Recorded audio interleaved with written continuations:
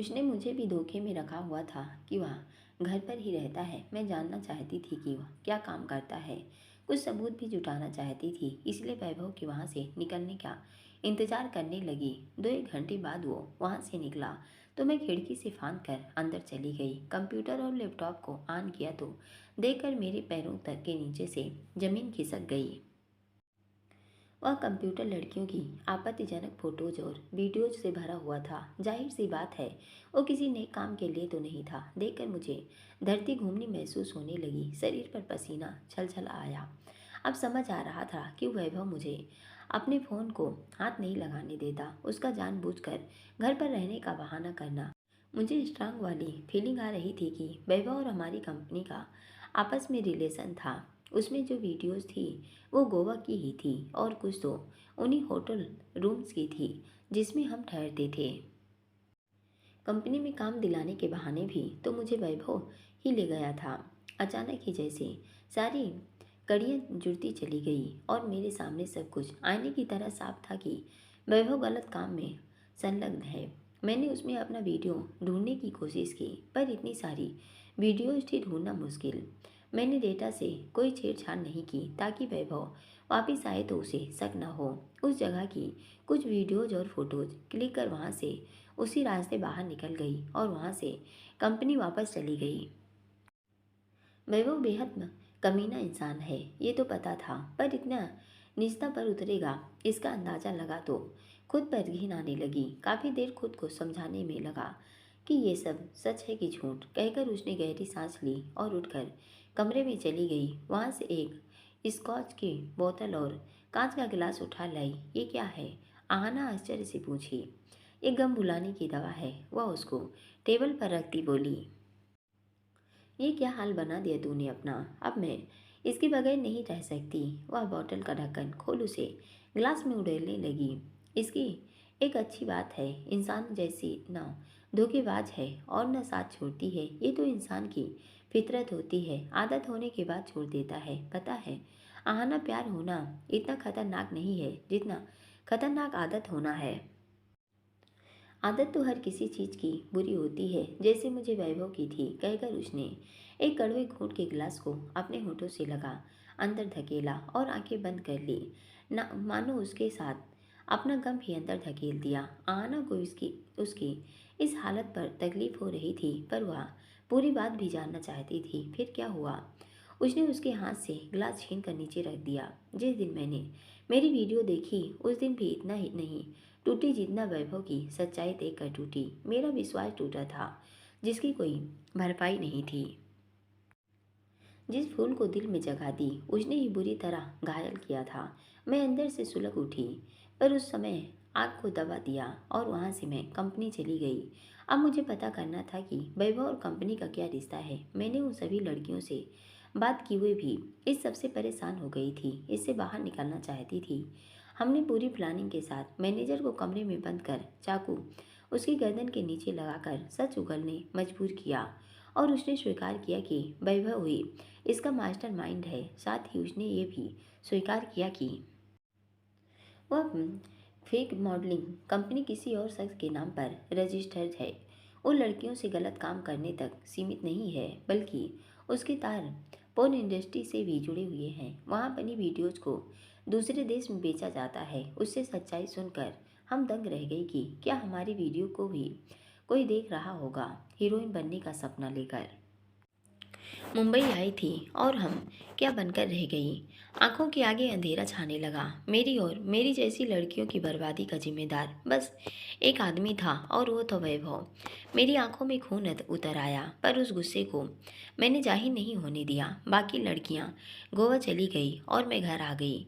खाना बनाने को आता था जो खाना बना कर चला जाता था। मैंने उसके जाने का इंतज़ार किया और इस तरह से अंदर आई कि वहाँ आसपास किसी को नज़र में ना आऊं। मुझे घर आया देख वैभव आश्चर्य में था। जान, तुम यहाँ? तुम तो गोवा जाने वाली थी ना?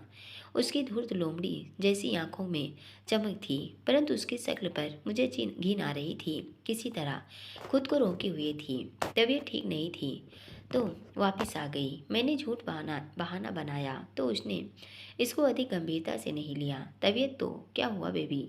वह उठकर मुंह से शहर टपकाता मेरे पास आ गया। हैरान थी कि क्यों लोग जानवरों को बदनाम करते हैं। सियार की मधुमक्खी को मात देता वैभव इंसान के रूप में भेड़िया था, जो गिरगिट जैसे रंग बदलने में माहिर। अभी उसको देखकर गीदड़ भी शर्मा जाता।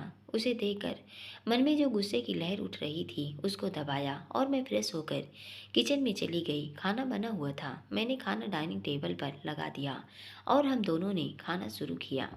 तुम सारा दिन घर पर ही थे? मैंने उससे पूछा। हाँ, और कहाँ जाता? उसने मुंह खाने की प्लेट से टिकाई चम्मच मुंह में डालते हुए जवाब दिया। कितना अच्छा है ना, घर पर दिन कट रहे हैं।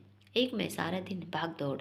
हाँ, तुम्हें बहुत काम हो जाता है। सोच रहा हूँ मैं भी कुछ काम ढूंढ लूँ। उसके अभिनय की दाद देनी पड़ेगी कि वह कितना अच्छा एक्टर था कि कोई उसके चेहरे के भाव नहीं पढ़ पाता था। हाँ, विचार तो अच्छा है, पर करोगे क्या?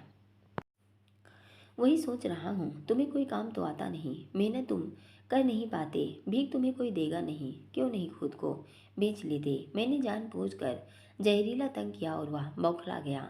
दिमाग खराब हो गया है तुम्हारा, क्या बक रही हो? वह हैरानी से मुझे देखने लगा। तुम कुछ काम तो कर नहीं पाओगे, यही आसान काम है। यू नो डार्क वेब पर तुम अपने आप को बेच सकते हो, अच्छी खासी रकम मिलेगी। दिल, जिगर, गुर्दा सब बेच दो। मैंने तंज किया तो वह भड़क उठा। सस्ता नशा मार के आई है क्या? ऐसा अनाप शनाप बक रही है। उसने गुस्से से दांत पीसे। नशे में तो आज तक थी, अब होश में आई हूँ। लड़कियों को जिस्म बेचने को मजबूर करने वाले को अंत में यही हश्र होना चाहिए। पागल हो गई हो? पागल तो आज तक तो थी, जो तेरे जैसे इंसान के साथ यहाँ आ गई। मेरे ये कहते ही वह मुझे हैरानी से देखने लगा, बिल्कुल उसी तरह जैसे कोई अनहोनी सुन ली हो। मुझसे अपने काले कारनामे छिपाने की ज़रूरत नहीं है। तुम्हारी काली करतूतों का अड्डा देख कर आ चुकी हूँ, जिसे जल्द ही पुलिस अपने कब्जे में ले लेगी। ये रही उसकी फ़ोटोज़। मैंने फ़ोन उसकी तरफ बढ़ाया तो वह बौखला गया। अपनी बौखलाहट छिपा नहीं पाया और उसने मेरे गाल पर एक ज़ोरदार तमाचा मार दिया। कमीनी, तू वहाँ कैसे पहुँच गई? मत भूल कि मैं वान्या हूँ। तेरी चालाकी पकड़ने में देर जरूर की है, पर पकड़ी जरूर है। मुझे तो बर्बाद कर दिया, पर बर्बाद तो तुझे भी करके रहूंगी। हम तो डूबे सनम, तुझे भी ले डूबेंगे। मैंने गुस्से में कहा। अच्छा नहीं किया तूने, अपना ही नुकसान किया। अब तू जिंदा नहीं रह पाएगी, तुम मारोगे मुझे। हाँ, क्योंकि मेरा राज जानकर तुमने अच्छा नहीं किया। पिछले 4 साल से जिस राज को दुनिया से छिपाकर अपने बिजनेस को आसमान की बुलंदी तक पहुंचाया, उसे बर्बाद तो नहीं कर सकता। वह उठ खड़ा हुआ। मतलब ये कि मेरा तो काम ही यही है, खूबसूरत तितलियों को मुंबई के हसीन सपने दिखाकर फंसाकर यहाँ लाना और फिर उनसे पैसा बनाना। उसके होंठों पर सातिराना मुस्कान खेलने लगी। वह बिल्कुल मेरे पास आ गया। इट मीन्स ये पहले से तुम्हारे प्लान का हिस्सा था। मैंने सुना तो दिमाग भन्ना गया था। हाँ, मेरी जगह तो हाना पर थी। गरीबी थी, खूबसूरत भी। मैं उसे झांसा देकर यहाँ लाना चाहता था, पर तुझे जलन की बीमारी बचपन से थी, तो वो तो तैयार नहीं हुई, तो तुझे ही ले आया। तुम कितने घटिया इंसान हो। ये मेरा बिजनेस है बेबी, काम घटिया हो या बढ़िया, पैसा बनाने से मतलब है। मुंबई आने के बाद तुम्हारे टूटने का इंतजार कर रहा था, इसलिए मैंने तुम्हें कहीं भी काम नहीं मिलने दिया। जहाँ तुम्हारा सिलेक्शन हो जाता, मैं कुछ न कुछ पंगा डाल कर आ जाता, और जब एक दिन तुम हताश और निराश हो गई तो आसानी से मेरे जाल में फंस गई। अभी तुम बहुत पैसा बना सकती थी, पर अफसोस तुम्हें मानना पड़ेगा। उसके होंठों पर कातिलाना मुस्कान देखकर मैं थोड़ी सहम गई थी। तू है तुझ पर और तेरी गैरत पर। मैंने खुद को मजबूत किया और आवेश में उसके घिनौने चरित्र की बग्गियां उधेड़ी तो बर्दाश्त नहीं कर पाया। उसने मेरे बाल पकड़ लिया और मुझे जमीन पर पटक दिया। अब वह मेरे सिर को जमीन पर पटकने लगा। उसने मुझे जान से मारने के इरादे से दोनों हाथों से मेरा गला दबाने की कोशिश की। मुझे लगा मेरा अंतिम दिन है, पर तभी उसकी पकड़ ढीली हो गई और वह पीछे पलट गया। मेरी गर्दन से हटाकर उसने हाथ अपने गर्दन पर लगा दिया और धम्म से डाइनिंग पर बैठ गया। वह तड़पने लगा, मुंह से झाग आने लगा और अब मेरे होठों पर मुस्कान थी। क्या खिला दिया तूने? उसने लड़खड़ाती जुबान से पूछा। जलन हो रही है गले में। मेरे कहते ही वह आश्चर्य से मुझे देखने लगा। जहर मिला है खाने में। मैं हंस पड़ी। साली कमीनी, तूने अपनी मौत सामने देखकर मुश्किल से बोला। कमीनी मैं नहीं, कमीना तू है। धरती का बोझ है जिसे धरती से बेच कर मैं इसे हल्का कर रही हूँ। जब तक तू यहाँ रहेगा न जाने कितनी लड़कियों को इस नर्क में धकेलेगा। इसलिए तेरा खुद नर्क जाना जरूरी था। मेरे इस खुलासे से वैभव बहुत घबरा चुका था। उसे पूरा यकीन हो गया था कि वह मरने वाला है। मुझे बचा ले, डॉक्टर को फ़ोन कर, मैं अपनी सारी दौलत तुझे दे दूंगा। बेशक पुलिस के हवाले कर दे, पर मुझे बचा ले। मौत साक्षात देख हुआ जान की भीख मांगने गिड़गिड़ाने लगा। नहीं, मैं तुझे अपनी आंखों के सामने तड़पता देखना चाहती हूँ। तेरी वजह मैंने जो नर्क झेला उसका और उन आंसुओं का हिसाब तो हो। नहीं वान्या, ऐसा मत कर। वह लड़खड़ाता उठ खड़ा हुआ। उसने दरवाज़ा खोलने की कोशिश की, पर मैंने खोलने नहीं दिया। मेरे पास इसका तोड़ है। मैंने एक दूसरी दवाई की बोतल उसे दिखाई दो। उसने आशा भरी नज़रों से मुझे मुझे देखा। ये दूसरी दवाई, पहली दवाई का तोड़। इससे तुम्हारे मरने की स्पीड कम हो जाएगी। मैंने उसे दवाई दिखाई। मैं मरा तो तुझे भी जेल हो जाएगी। मुझे अपना कोई डर नहीं। वो दवाई मुझे दे। पहले ये बता कौन कौन इसमें शामिल है। मैं ही मास्टर माइंड हूँ और वो मेरा ऑफिस है जिसे कंपनी का मैनेजर हैंडल करता है। उसने स्वीकारते हुए कहा, सच बोल रहा है। हाँ, मैंने हाथ की दवाई उसकी तरफ फेंक दी। इससे मैं बच तो जाऊँगा। उसने शंका जताई। नहीं, यकीन तो रहने दे। मेरे ये कहते ही उसने वो शीशी गटक ली जिससे उसकी बंद होती आंखें पथराने लगी। दरअसल मैंने सब्जी में जहर डाला ही नहीं था। ड्रग्स की कुछ मात्रा डाल दी थी जिससे उसे जहर जैसे जलन हो रही थी, पर अब जहर की बोतल उसने खुद ही गटक ली। वह तड़पता तड़पता छटपटाता रहा और मैं बैठी देखती रही। उसकी हर गिरती सांस मुझे सुकून भर रही थी। हर उस रात के हिसाब पूरा हुआ जो उसकी वजह से मैंने किसी और के साथ बिताए। जब तसल्ली हो गई कि वह मर गया तो वहाँ से वो सब्जी उठाकर पॉलीथीन में डाल दी और उसमें और सब्जी भर दी ताकि अपने साथ बाहर ले जा सकूं। बर्तनों से अपनी उंगलियों के निशान मिटा दिए ताकि ऐसा लगे कि उसने आत्महत्या की है। वहाँ से हर सबूत मिटाकर फ्लैट अंदर से बंद कर मैं खिड़की के रास्ते बाहर निकल गई। अब मैं सीधा उसके ऑफिस आ गई। वहाँ से सारा डेटा व रिकॉर्ड नष्ट कर दिया। सब डेटा उड़ाने के बाद मैं रेलवे स्टेशन पहुँच गई और ट्रेन से गोवा चली गई जिसमें किसी और की आईडी से मेरी सीट बुक थी। मेरे नाम से वहाँ कमरा भी बुक था और गवाह भी कि मैं रात भर वहाँ थी। अगले दिन पुलिस ने मुझे इन्फॉर्म किया कि वैभव ने आत्महत्या कर ली है। मैं पुलिस के सामने वापस आई तो मुझ पर शक की गुंजाइश नहीं की बराबर थी। को खाना बनाने आता था। उसने भी गवाही दी कि मैं वहाँ नहीं थी, पर फिर भी पुलिस को शक न हो मैं उसकी कार्रवाई के साथ देती रही। और फिर एक दिन सुसाइड केस बनाकर पुलिस के केस की फाइल बंद कर दी कहकर उसने गहरी सांस ली और आहाना उसे आंखें फाड़ी देख रही थी। तूने वैभव को मार दिया? हाँ, मार दिया। माना वो गलत था, पर जान से नहीं मारना था। यही उसकी अंजाम था। चल, वो जो किया सो किया, पर तू वापस क्यों नहीं गई? कहाँ जाती? वापस जाने की हिम्मत नहीं हुई। अब क्या करती है? वैभव को मार तो दिया, पर ऐसो आराम की ज़िंदगी जीने की इतनी आदत हो गई कि अब कोई छोटा मोटा काम नहीं कर ही नहीं सकती थी। रोज़ शराब भी चाहिए थी तो क्लब डिस्को जाने लगी। वहाँ कोई न कोई आसानी से मिल जाता है जो सारे खर्चे उठा लेता है। क्या कर दिया तूने अपना हाल? यही मेरा अंजाम था। बहुत हुआ। अब तो इस दलदल में नहीं रहेगी तो क्या करूं? आंटी अंकल तेरा वापस लौटने का इंतजार कर रहे हैं। वापस चली जा। तू घर गई थी। हाँ, वो मुझे नहीं अपनाएंगे। किसको कुछ बताने की ज़रूरत नहीं है। तू कुछ समय वहाँ रहा। अगर उसके बाद भी तुझे लगे कि इंडस्ट्री में काम करना है तो वापस आ जाना। मैं तुझे काम दिलाऊंगी। नहीं, मैं कभी वापस नहीं आऊँगी कहकर वह फूट फूट कर रोने लगी तो उसने उसे चुप कराया। उसके पश्चाताप के आंसू से दोनों के गिले शिकवे खत्म हो गए। काफ़ी देर आहाना मान्या के साथ रही और फिर घर लौट आई। अगले दिन वह फिर से उसके पास गई। नशे के कारण शरीर खोखला हो चुका था। उसको 1-2 दिन के लिए डॉक्टरी ट्रीटमेंट पर रखा गया था। साथ ही काउंसलर से उसकी काउंसलिंग की गई थी ताकि वह इस सब से बाहर आ सके। जब डॉक्टर ने हरी झंडी दी तो वह अब उसे उसके घर वापस भेज देती है ताकि कुछ दिन अपनों के साथ रहकर वह इस सदमे से बाहर आ सके। आहाना ने मान्या को वापस तो भेज दिया, पर खुद कैसे अपनी समस्याओं से निकलेगी उसे समझ नहीं आ रहा था। भूमि का व्यवहार दिन प्रतिदिन खराब होता जा रहा था। शूट पर गई तो डायरेक्टर ने बताया कि शाम को फिल्म प्रमोशन की ग्रैंड पार्टी रखी गई है, जिसमें फिल्म के प्रोड्यूसर, फाइनेंसर और फिल्म की कास्ट के अलावा शहर के सभी बड़े लोग इनवाइट हैं, जहां उसे और भूमि को भी जाना है। यह कार्यक्रम पहले से तय था। इसमें फिल्म स्क्रीनिंग के सबसे पहले ही पार्टी रखी गई है। साथ ही फिल्म का एक गाना भी रिलीज किया जाएगा।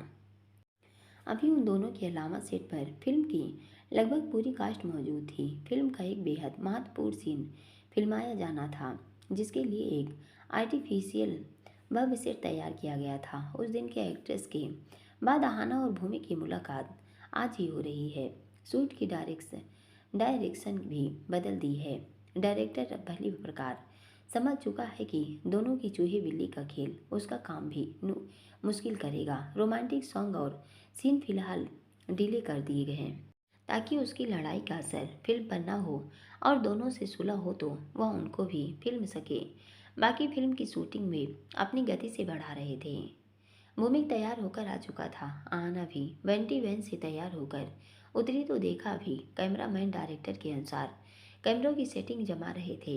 इतने वह फ़ोन निकाल कर उसमें आज की लेटेस्ट पेज 3 खबरें देखने लगी, जिसमें शाम की पार्टी का भी जिक्र था। तभी जैसे एक तूफान आया और वह पीछे पलट गई। भूमि था जिसने उसकी बाजू पकड़कर खींच ली। वह उसे हैरानी से देखने लगी। नहीं मानी न तुम? वह आंखें आसमान में चढ़ाई, दांत पीसता गुर्राया। एक पल को तो हड़बड़ाई, खुद को संभाला कि एक कुत्ते की पूंछ कभी सीधी नहीं हो सकती। मूड खराब हो गया। दरअसल अब उसे उसकी गुस्से से भरी आंखें और सपाट भावहीन चेहरे से चिढ़ होने लगी है, जो पिछली बार की गई हरकत के बाद कुछ अधिक बढ़ गई है। बड़ी मुश्किल से वह उससे उभरी है, पर चिकना घड़ा जिस पर अपनी करनी का कोई पछतावा नहीं। न जाने हिमानी जी जैसी देवी का या राक्षस जैसा पुत्र कैसे हो सकता है? ये क्या वाहियात हरकत है? वह गुस्से पर काबू न रख पाई। आप मेरे साथ इस प्रकार का व्यवहार नहीं कर सकते। उसने उससे अपना हाथ छुड़ाया। क्या करूं? तुम्हें देखता हूं तो एक आग सी लग जाती है। ये आपकी प्रॉब्लम है, मेरी नहीं। तुम फिल्म इंडस्ट्री में आई क्यों? मॉडलिंग में थी तो वहाँ रह लेती, पर नहीं, तुम्हें हीरोइन बनने का शौक चढ़ा है। मेरी लाइफ मेरी मर्जी, मॉडलिंग करूं या एक्टिंग। एक्चुअली आपको ये बात हजम नहीं हो रही कि मैं इस काबिल कैसे हो गई। यही आपकी झुंझुलाहट का कारण है। ये आपकी ही नहीं, आधी दुनिया अपने दुख से दुखी नहीं है, बल्कि दूसरों के दुख सुख से दुखी है। आपका यही दुख बढ़ाने यहाँ आई हूँ। वह तंजमयी हंसी होठों पर ले आई तो पहले से जला बैठा वह बुरी तरीके से भुनभुना भुनभुना गया। तू है क्या जो तुझसे जलूंगा? मेरे सामने तेरी औकात उतनी ही है जितनी सूरज के सामने तारों की। उनका अस्तित्व सिर्फ रात के समय होता है, जब सूरज आसमान फरमा रहा होता है। तुम्हारी हैसियत सिर्फ एक नौकरानी की थी और अभी भी है। भूल गई कैसे? मेरे आदेश से एक पैर पर खड़ी रहती थी। उसके होंठों पर मुस्कान खेलने लगी, जिसे देख आहाना को तेज गुस्से की लहर उठी, जो वह भाप गया। गुस्सा नहीं, वरना चेहरे पर रिंकल्स आ जाएंगी। उसके ये कहते ही आहाना ने उसे घूर कर देखा। मैं चाहूँ तो तुझे आज भी उसी तरह अपने इशारे पर नचा सकता हूँ। अगर ये भूली कि मैं कौन हूँ तो मैं खुद किस हद तक जाऊँगा, मैं खुद नहीं जानता। आप चाहते क्या हैं? दोबारा वैसे कपड़े पहनकर मेरे सामने आई तो फिर वैसे ही करूँगा। ये क्या कह रहे हैं? यह एक फिल्म है, सीन के अकॉर्डिंग कपड़े पहनने पड़ते हैं। फिल्म के अकॉर्डिंग के अनुसार उसके कहने पर विपत पड़ी। न बोलना सीखो। कल को फिल्म की डिमांड होगी और डायरेक्टर बिना कपड़ों के सूट के लिए कहेगा तो कर लोगी क्या? वह दांत पीसता गुर्राया। अच्छे बुरे सही गलत आप मुझे मत सिखाइए। उम्र में बेशक छोटी हूँ, पर एक्सपीरियंस आपसे कहीं अधिक है। Very good. न बोलना सीखो, बस मेरे सामने बिना कुछ बोले चुपचाप खड़ा रहा करो। आप ना जाइए यहाँ से। मुझे आपसे कोई बात नहीं करनी। मेरा जो मन होगा वो करूँगी। आप कौन होते हैं मुझे कंट्रोल करने वाले?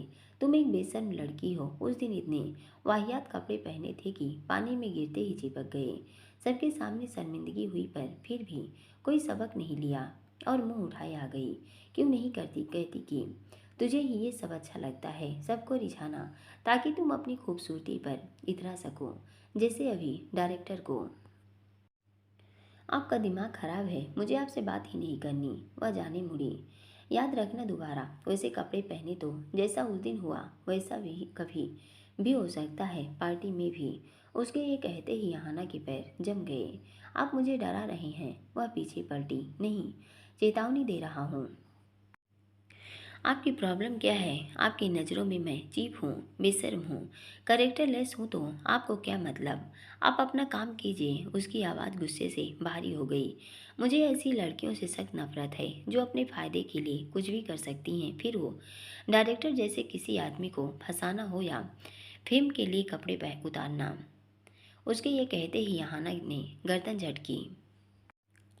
अजीब विडंबना है, इस संसार के खुद कपड़े उतराने हैं उतराते हैं और खुद ही फैशन भी कहते हैं। समझ नहीं आता बेशर्म कौन है, जिसके कपड़े उधेड़े या जिसने कपड़े उधाड़े।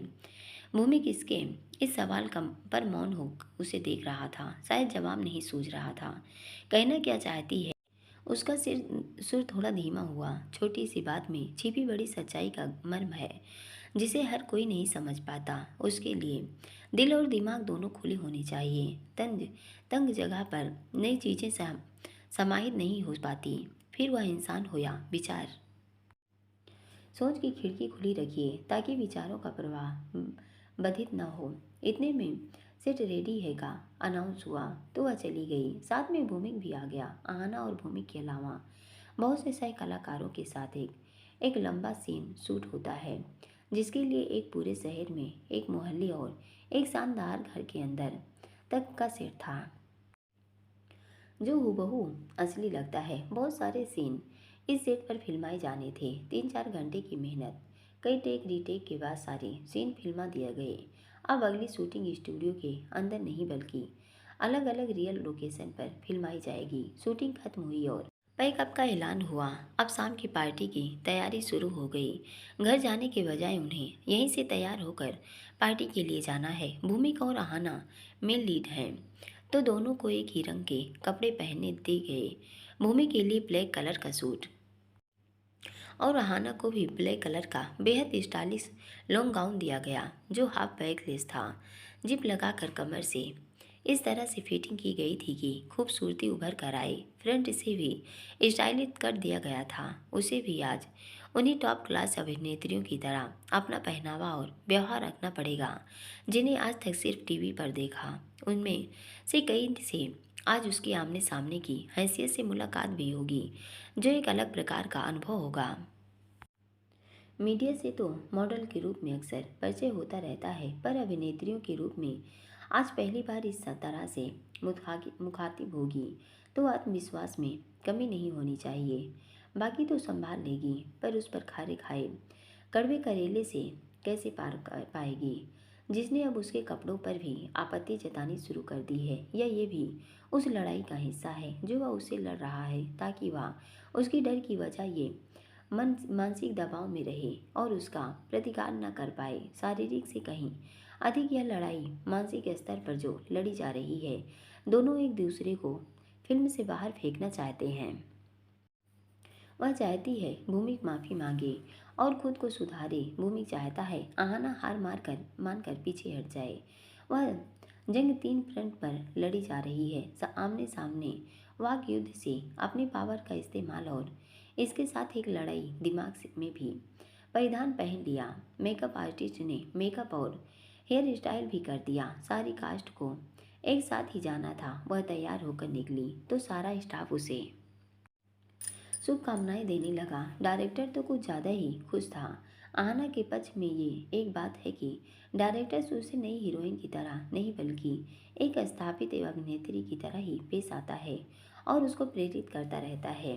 यह उस डायरेक्टर जैसा तो बिल्कुल नहीं जिससे पाला पड़ चुका था या जिसके हिस्से अक्सर ही सुनने को भी मिल जाते हैं।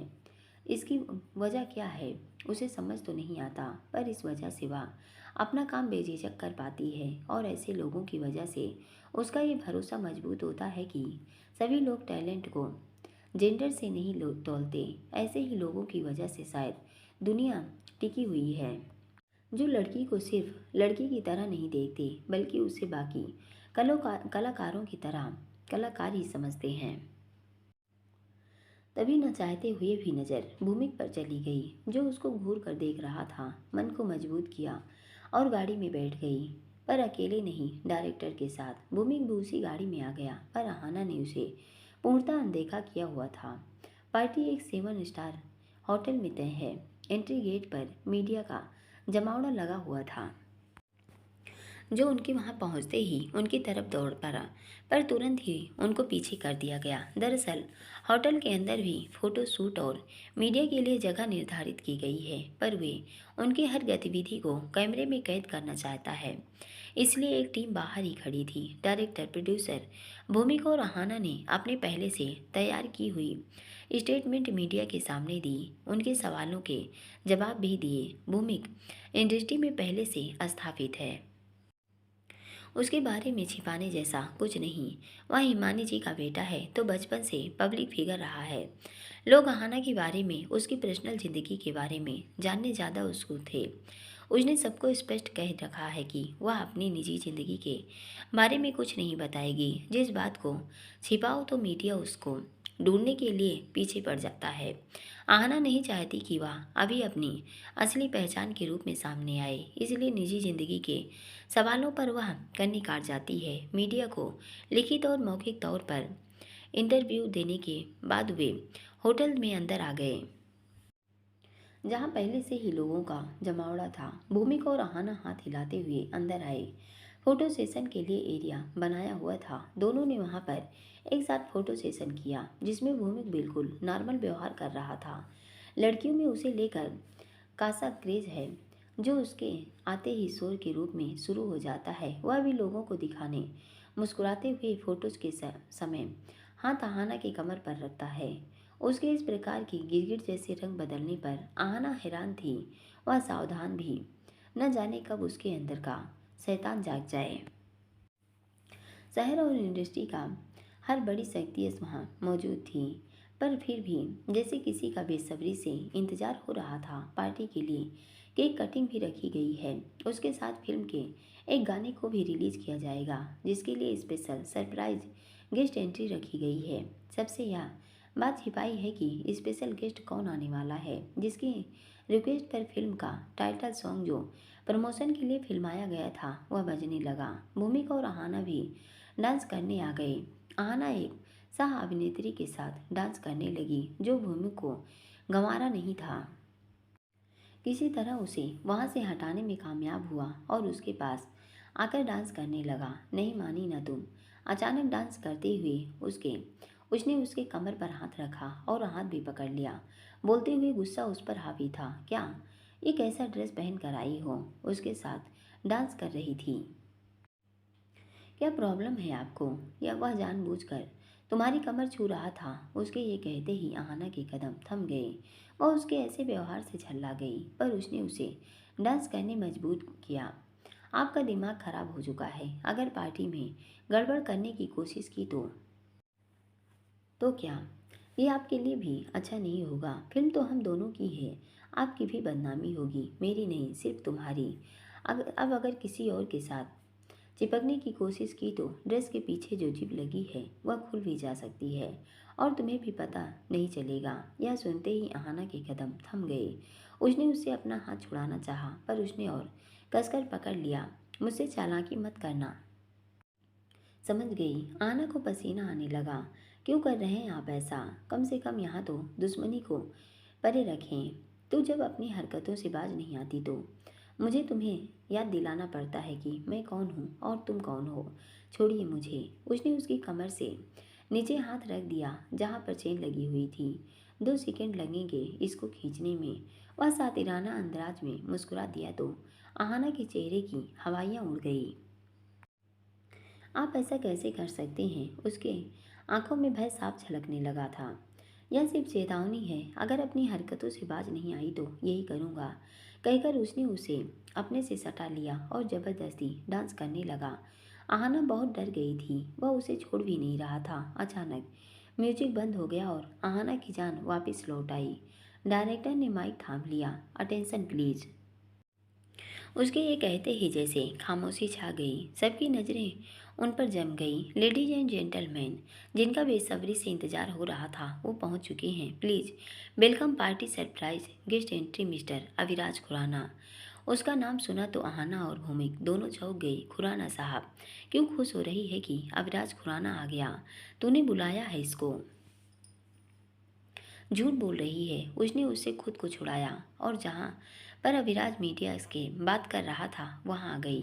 देखा तो वह मीडिया के प्रश्नों के उत्तर दे रहा था। सर, आपको अपने बनाए रूल्स फॉलो करने के लिए जाना जाता है, तो आज आप रूल तोड़ने का कोई विशेष कारण? महिला पत्रकार ने इस सवाल पर वह मुस्कुरा दिया तो उसने बोलना जारी रखा। किसी सार्वजनिक पार्टी को बिजनेस से रिलेटेड भी नहीं है, तो सबको जनाने की उत्सुकता है। प्लीज़ बताइए, आपको पेज 3 पार्टी में फर्स्ट टाइम देखकर सब आश्चर्य में हैं। उसके इस प्रश्न पर वह मुस्कुरा दिया। जी, कुछ चीज़ें फर्स्ट टाइम होती हैं तो खास होती हैं। उसने आहाना की तरफ देखा, जो थोड़ी दूर पर खड़ी उसे ही देख रही थी। होठों पर लकीर गालों पर तक खिंच गई। आहाना असमंजस में खड़ी थी, समझ जो नहीं आ रहा था कि वह उसे यहाँ देख खुश है कि आश्चर्य में। किसी ने मुझसे कहा कि जो रूल्स मैं फॉलो करता हूँ वो बहुत बोरिंग है। अपने रूल्स छोड़ तो नहीं सकता, थोड़ा बदल तो सकता हूँ। तो इनविटेशन एक्सेप्ट कर लिया। होठों पर रहस्यमयी मुस्कान लिए उसने आहाना की तरफ देखा तो वह हचकचा गई। उससे नजरें चुरा ली जो महज कुछ देर ही हुआ। अविराज इंसान न हुआ, मैग्नेट हो गया कि बगैर आंखें उसके अलावा कहीं ठहर नहीं रही। हमेशा उसका इन परिस्थितियों में आना जैसे जून की झुलसाती गर्मी में ठंडा हवा का झोंका। ट्रेन में मिलना जैसे कोई देवदूत रुद्र प्रताप से बचाना आया। जैसे कोई रक्षक पहली बार रैंप पर उतरी, कदम थमे तो किसी स्तंभ साथ खड़ा था। आज उसका खास दिन है तो किसी अपने के आने का सुखद एहसास जो भूमि की धमकी से डर को बेअसर कर चुका है। जैसे वह रिलैक्स महसूस कर सकती है। कोई इतना हैंडसम कैसे लग सकता है जैसे वो उस ब्लैक कलर के बिजनेस सूट में लग रहा था। उसके भीतर हल्के ब्लू कलर की शर्ट उसके आसमान से व्यक्तित्व को मैच करती है। सभी फब रही है। वह खुद ही हंस दी। एक नज़र वहाँ खड़े सभी मशहूर हस्तियों पर डाली जिनको अपने पर दल रस्क है। उसके चेहरे के ग्लो के सामने मुझे बल्ब से नजर आ रहे थे। जिस तरह उसने सारे ग्राउंड का ध्यान अपनी तरफ खींच लिया है। बॉलीवुड के हीरो जैसे मुंह छिपाए बैठ गए हैं। वाकई में बिरले की इतने स्ट्रॉन्ग पर्सनालिटी के मालिक होते हैं। लोगों से घिरा और उनसे बात करता वह और भी अधिक अट्रैक्टिव लग रहा था। जैसे वह उसकी तरफ देखता, वह उसे ताड़ना छोड़ सामने लगे सामयाने को देखने लगी। अविराज मीडिया से बात खत्म करके आने लगा कि एक रिपोर्टर भीड़ से निकलकर सामने ही आ गया। सर, लास्ट क्वेश्चन, बस लास्ट। उसके अनुरोध पर वह रुक गया। जी। उसके कदम पीछे ले लिया। सर, आप अपने यूनिक बिजनेस आइडियाज़ के लिए मशहूर हैं। ये इतने इस सक्सेसफुल रहे हैं कि जो प्रोजेक्ट शुरू कर दिया सफलता भागी चली आती है। इसकी वजह किसी से सलाह लेते हैं या सेल्फ मोटिवेशन है? पत्रकार विनम्रता से पूछ रहा था तो उसके इस सवाल पर वह गंभीर हो गया। सारा क्राउड भी बिल्कुल शांत हो गया। Will this magic return happen in a day? It's the result of long hard work. अपने काम के प्रति 100% डेडिकेशंस न बल्कि ऑफिस में हर समय मेरे माइंड में वही चलता रहता है कि कैसे किसी ज़रूरत की चीज़ को एक कस्टमर की आदत बना दिया जाए। ज़रूरत कम ज़्यादा हो सकती है पर आदत छोड़ी नहीं जा सकती। इसके अलावा 100% ध्यान अब मेरे बिजनेस पर होता है। मेरे पास 1 मिनट का समय भी वेस्ट करने के लिए नहीं है। Because the most valuable thing is time. Thank you sir, thank you so much. ये तो बिजनेस की बात हुई, पर मोटिवेशन भी तो कहीं से मिलती होगी। यह मोटिवेशन भी एक्सेस में इम्पोर्टेंट रोल निभाती है और इसके लिए हैं थॉट प्रोसेस, विचारों पर बात करना। जब भी मैं किसी से मिलता हूँ तो थर्स पर बात करता हूँ। मेरे सर भी कहते हैं हाई मेंटालिटी, उच्च मानसिकता, थॉट्स पर, आइडियाज़ पर बातें करते हैं। नॉर्मल लोग घटनाओं पर बात करते हैं और लोग मेंटली लोग की बात करते हैं। लोगों ने ये किया, लोगों ने वो किया। मैं सिर्फ थॉट्स पर बात करता हूँ या आइडियाज़ पर, बाकी चीज़ों पर मैं समय खराब नहीं करता। Thank you. वह मुस्कुराया, सबको हाथ हिलाया तो वहाँ तालियां गूंज उठी।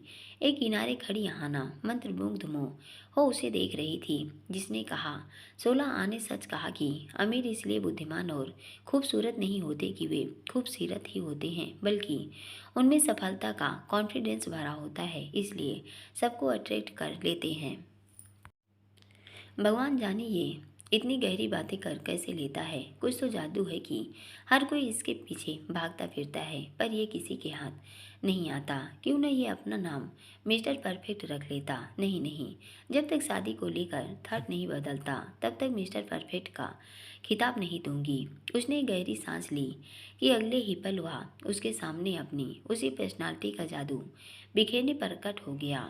पर वह इसके बहकावे में नहीं आएगी, पक्का मन बना लिया।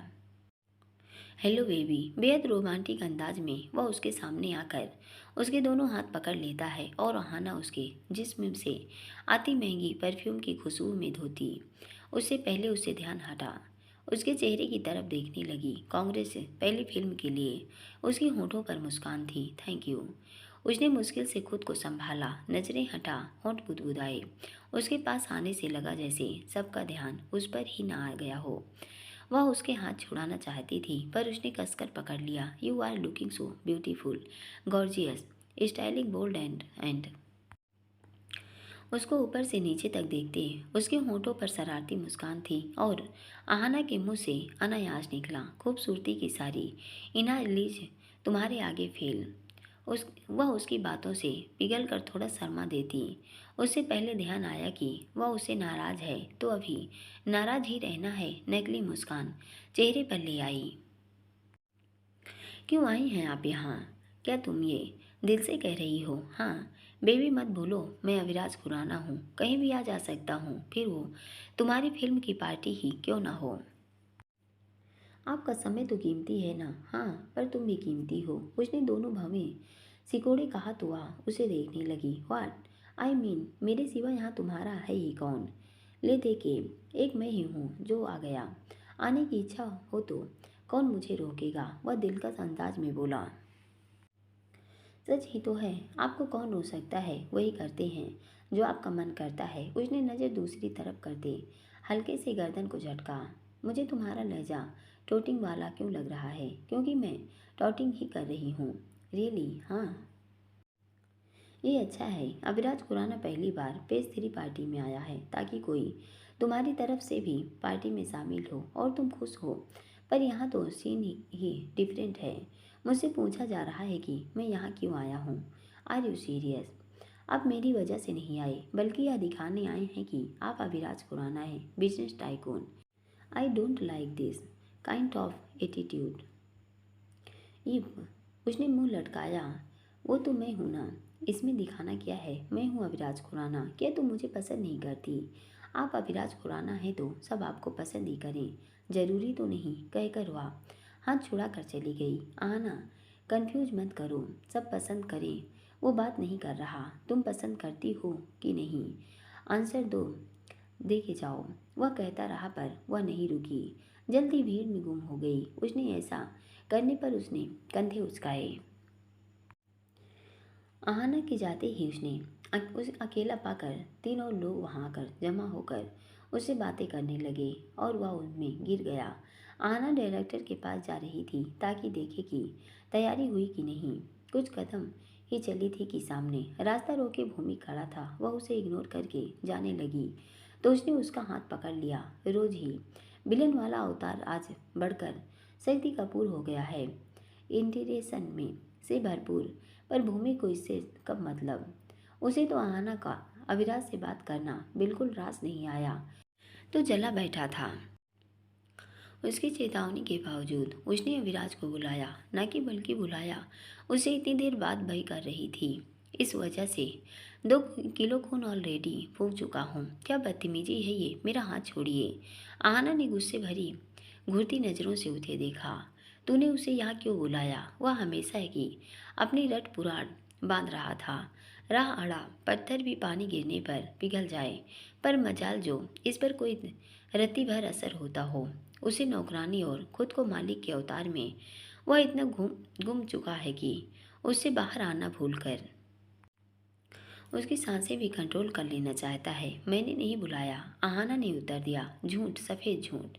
उसके ऐसे रिएक्शन के लिए आहाना तैयार थी। वह कितने ही स्पष्टीकरण दे दे, वह नहीं मानेगा, क्योंकि यह तो मानव स्वभाव है। वही सुनता है जो वह सुनना चाहता है। जब आपको पहले ही पता है तो मुझसे पूछने का क्या फ़ायदा? वह उसके अजीब से बर्ताव से परेशान होकर झुंझलाई। यदि मैंने उनको बुलाया भी है तो भी आपको उससे क्या मतलब? आहाना ने तीखे तेवर दिखाए, जो भूमि के लिए कंकर पेट में जाने सा था। उसका हाथ पकड़ लिया। ये क्या कह रहे हैं? आहाना घबरा गई। अब तुम मेरे साथ रहोगी, देखता हूँ कैसे उसके आसपास मंडराओगी। आदत से मजबूर है, मानेगी तो नहीं है नहीं। उसके बाद तुम पानी में गिरो या स्टेज पर या जीप खुले, मुझे नहीं पता मैं क्या करूँगा। अपनी शर्मिंदगी का कारण तुम खुद बनोगी। उसने अपनी रटे रटाई रोज के बेफजूल प्रश्न उसकी तरफ उछाले तो आहाना बिफर पड़ी। You have lost your mind, वह उबल रही थी। सेट अप, सॉन्ग्स रिलीज का समय हो गया और अब हमें साथ रहना है। हम फिल्म के लीड हैं। हम सबको most beautiful and perfect couple लगने चाहिए, ताकि उन्हें एहसास हो कि हम रोमांटिक कपल ना बल्कि फिल्म में हैं, बल्कि रियल में भी हैं। मीडिया को गॉसिप का मौका दो, कुछ खबरें उड़ाने दो, ताकि फ्री का प्रमोशन हो। अब जब तुम फिल्म छोड़ नहीं रही तो यही सही। वैसे भी अविराज खुराना तुम्हारे साथ अच्छा नहीं लग रहा। एज डिफरेंस देखो, अंकल की तरह है तो उससे दूर रहो। उसके होंठों पर सातिराना मुस्कान थी। उसने उसका हाथ मजबूती से पकड़ लिया। उसकी मर्जी के खिलाफ वह लगभग खींचता उसे अपने साथ ले गया। पूरा पार्टी हॉल संगीत से गूंज रहा था। रंग बिरंगी लाइट्स और जो मध्यम लाइट्स में चमचमा रही थी। लाइट चेहरों पर पड़ती तो पता चलता कि कौन है, वरना सब हाथों में जाम थामा छलकाए डांस की मस्ती में झूम रहे थे। कुछ देर बाद म्यूजिक बंद करके लाइट ऑन कर दी गई। सब लोग एक जगह पर जमा हो गए। डायरेक्टर ने माइक थाम लिया। साथ में प्रोड्यूसर व अन्य महत्वपूर्ण लोग भी आ गए। डायरेक्टर की पत्नी भी साथ में थी। नीले रंग की प्लेन साड़ी पहने, साफ रंग भरे से चेहरे पर लाल रंग की बड़ी सी बिंदी माथे पर लगाई थी। बालों का जोड़ा बनाए हुआ था, जिसमें एक लाल रंग का गुलाब करीने से सजा इठला रहा था। लेडीज एंड जेंटलमैन, प्लीज ये पे अटेंशन। डायरेक्टर की आवाज़ गूंजी तो सब उसे देखने लगे। तो उसने बोलना जारी रखा। जैसे आप सबको पता ही है, आज की पार्टी मेरी नई फिल्म की व बॉलीवुड में मेरे 15 साल पूरे होने की खुशी में रखी गई है। इंडस्ट्री का 15 साल का यह सफ़र खट्टा मीठा रहा। जाहिर सी बात है, अच्छे बुरे लोग हर फील्ड में हैं, तो यहाँ कैसे अछूता हो सकता है। तो मुझे भी मिले, संघर्ष भी किया। इस दौरान फिल्मों में साइड एक्टर से लेकर असिस्टेंट तक का काम भी किया। अब खुद फिल्म डायरेक्टर कर रहा हूँ। कई फिल्में फ्लॉप भी रही, पर अधिकतर सुपरहिट रहीं, अवार्ड भी मिले, और मुझे पूरा यकीन है कि इस फिल्म को भी आप अपना ही प्यार देंगे, कहकर उन्होंने विराम लिया। फिर भूमिका और आहाना को संबोधित किया। भूमिका और रेना के साथ को स्टार, सपोर्टिंग स्टाफ, सब लोग हार्ड वर्क कर रहे थे, तो सबकी मेहनत जरूर रंग लाएगी, मुझे पूरा विश्वास है। बाकी भगवान का आशीर्वाद और आपकी दुआएं साथ होंगी तो यह फिल्म सुपर डुपर हिट होगी। वे चुप हुए तो सबने तालियां बजाई। मेरी रिक्वेस्ट पर आहाना साहब खुराना साहब यहाँ आए हैं, तो मैं चाहता हूँ कि वो ही केक कटिंग भी करें।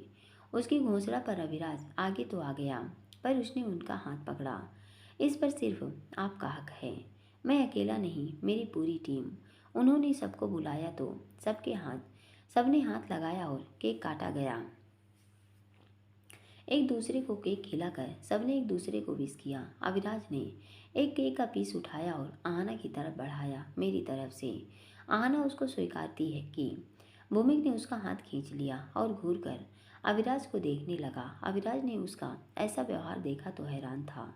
उसने गौर किया भूमिक ने आहना का हाथ पकड़ा हुआ था। उसने खुद केक उठाया और आहना को खाने मजबूर किया, पर उसने अविराज द्वारा उसे केक नहीं खिलाने दिया।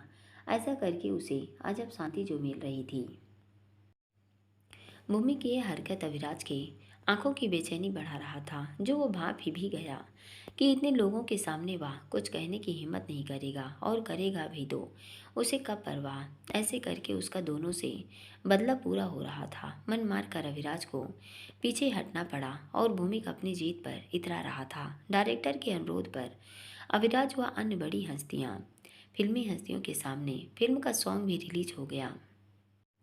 उसके बाद सबकी रिक्वेस्ट पर भूमिका और आहना इस रोमांटिक सॉन्ग के लिए म्यूजिक वाली जगह पर आ गए। जिस सॉन्ग के लिए भूमिक ने आहना को पानी में गिराया, उसी को अब वह पूरे रोमांटिक अंदाज में परफॉर्म कर रहा था। उसका हाथ इस चेतावनी से आहना की कमर पर था कि अगर उसने डांस करने से आनाकानी की तो उसके हाथ चेन पर हैं, होठों पर नकली मुस्कान, उसके नकली चरित्र भी फैली रही हुई थी। आहना को पहली बार ऐसा ड्रेस पहनने का अफसोस हो रहा था। डांस तो कर रही है पर भयभीत है। भूमि पूरा मेंटली है, किसी भी हद तक जा सकता है। पागल बैल से कोई टकरा जाए तो वह बच सकता है क्या? पर यदि भूमि से टकरा जाए तो बचने की पॉसिबिलिटी शून्य है। शायद उसका फैसला ही गलत था। भूमि कभी सीधे तरीके से नहीं सुधर सकता। ऊपर से अविराज ने आकर उसके गुस्से का तापमान और बढ़ा रखा है। आप चाहते हैं कि मैं फिल्म छोड़ दूं तो मैं छोड़ रही हूं, पर प्लीज़ मुझे जाने दीजिए। मुझसे डांस नहीं होगा। आखिर आहना ने हथियार डाल दिए, पर उसके कहने पर उस पर कोई असर नहीं हुआ। उसने उसे तभी छोड़ा जब सॉन्ग खत्म हुआ और सब लोगों ने तालियां बजाई। उसके सॉन्ग के बाद फिर से लाइट डिम कर दी गई और म्यूजिक स्टार्ट हो गया। ऐसा नहीं कि भूमि की यह हरकत अविराज से छुपी है। वह हैरान है, भूमि को लड़कियों से छिड़ता है। आहना से इतनी नज़दीकी क्यों दिखा रहा है? अविराज आहना के पास आ गया। भूमिक ने अभी भी उसका हाथ पकड़ा हुआ था, जो अविराज को अपनी तरफ आता देख उसने और सख्ती से पकड़ लिया। क्या हम डांस कर सकते हैं? उसने आहना की तरफ हाथ बढ़ाया, पर भूमिक उसका हाथ नहीं छोड़ रहा था। उसने उसका हाथ जबरदस्ती छुड़ाना चाहा। ये सिर्फ फिल्म में तुम्हारी हीरोइन है और ये शूटिंग नहीं हो रही, तो अपने फिल्म करेक्टर से रियलिटी से उतर आओ। उसने उसे गहराया। आप मुझे सिखाएंगे? भूमिक ने गुस्से से कहा। जहाँ पर जरूरी होगा सिखाऊंगा। मुझे आपके ज्ञान की ज़रूरत नहीं है। ज्ञान भी दूंगा और ज़रूरत पड़ी तो सबक भी सिखाऊंगा, जिसकी तुम्हें सख्त ज़रूरत है। छोड़ो हाथ। अविराज ने उसका हाथ छुड़ा लिया, पर आहना ने डांस करने से इनकार कर दिया। उसकी भरी आंखें देखी तो वह उसका हाथ पकड़े एक खाली टेबल पर ले आया। मना किया था कि उसके साथ फिल्म मत करो, बट ऐसा करके तुम न जाने क्या प्रूव करना चाहती हो। अविराज गुस्से में था। आपको क्या मतलब मैं फिल्म करूं कि नहीं? व्हाट डू यू मीन कि मतलब है कि नहीं? भूमिक तुम्हारे साथ बुरी तरह से पेश आ रहा था और तुम चुप थी। उनके साथ मैं फिल्म कर रही हूँ, जानती हो ना भूमि कैसा है। आपको क्या प्रॉब्लम है? आप जाइए यहाँ से। मैंने तो नहीं बुलाया आपको, ना मुझे आपसे बात करनी है। ये कैसे बात कर रही हो? आप न मेरे दोस्त हैं न कुछ।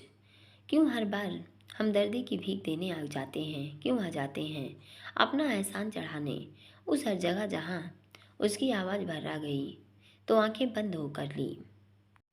पूरा पाठ सुनने के लिए दोस्तों बहुत बहुत धन्यवाद। अगर यह पाठ आपको पसंद आया हो तो प्लीज़ लाइक कीजिए, और चैनल पर नए हैं तो सब्सक्राइब कीजिए और कमेंट करते रहिए। आवाज़ थोड़ा चेंज हो गई है क्योंकि जुकाम के कारण गला भर्रा सा गया है। Thank you.